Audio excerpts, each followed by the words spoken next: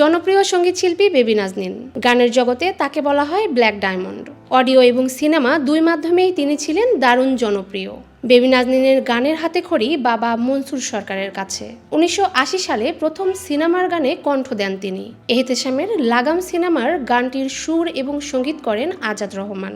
1987 সালে মকসুদ জামিল মিন্টুর সঙ্গীত পরিচালনায় প্রকাশিত প্রথম অ্যালবাম পত্রমিতা, এটি তার সঙ্গীত জীবনের মোড় ঘুরিয়ে দেয়। ওই রংধনু থেকে কাল সারা রাত ছিল স্বপনের রাত, এলোমেলো বাতাসে উড়িয়েছি শাড়ির আঁচল, দু চোখে ঘুম আসে না তোমাকে দেখার পর, আমার ঘুম ভাঙিয়া গেল রে মরার কোকিলে, কই গেলা নিঠুর বন্ধুরে সারা বাংলা খুঁজি তোমারে, ও বন্ধু তুমি কই কই রে, এমন অনেক জনপ্রিয় গান আজও দেশের মানুষের মুখে ফিরে।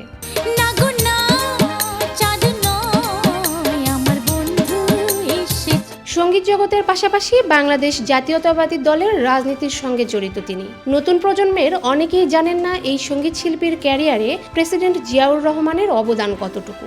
বেবী নাজনীন জানালেন সেই কথা। সারা রাত ছিল স্বপ্নের রাত।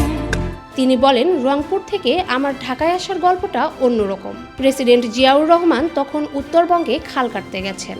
খাল কাটা কর্মসূচি চলছিল। তিনি উলিপুর, কুড়িগ্রাম সহ বিভিন্ন এলাকায় খাল কাটা কর্মসূচি শেষ করে রংপুরে এসেছেন। তার সম্মানার্থেই আয়োজন করা হয় সঙ্গীত অনুষ্ঠান। সেই অনুষ্ঠানে আমি গান গাই। আমার গান শুনে প্রেসিডেন্ট জিয়াউর রহমান মুগ্ধ হন। এরপর বলেন, তোমাকে বড় শিল্পী হতে হবে, তোমার রংপুরে থাকলে চলবে না, এখানে থাকলে তুমি বড় শিল্পী হতে পারবে না। এরপর তিনি আমাকে ঢাকায় নিয়ে এলেন। যদিও আমি আরও আগে জাতীয় পুরস্কার নিতে ঢাকায় এসেছি, তবে প্রেসিডেন্ট জিয়াউর রহমান আমাকে ঢাকায় নিয়ে এলেন স্থায়ীভাবে।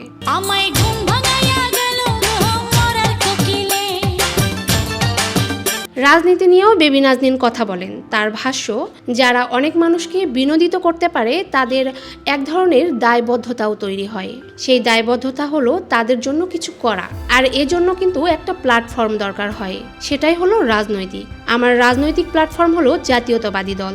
আমি মানুষের জন্য আবার গান করব, আবার মানুষের সেবার জন্য নিজেকে নিয়োজিত করব।